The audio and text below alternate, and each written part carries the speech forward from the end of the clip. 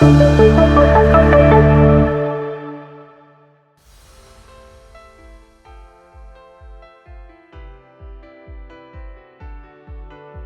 your image with dye sublimation inks. Trim the printed image. Mark the area to apply the bleach. Apply it very gently. Insert the acrylic plate inside of the t-shirt, and apply the Fuze solution. Dry it for 10 seconds at 365 Fahrenheit. Place the image and heat it for 70 seconds at 365 Fahrenheit. Let it cool down and start peeling.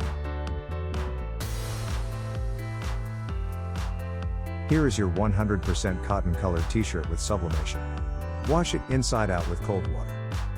For additional information, please visit us at www.graphics1.com.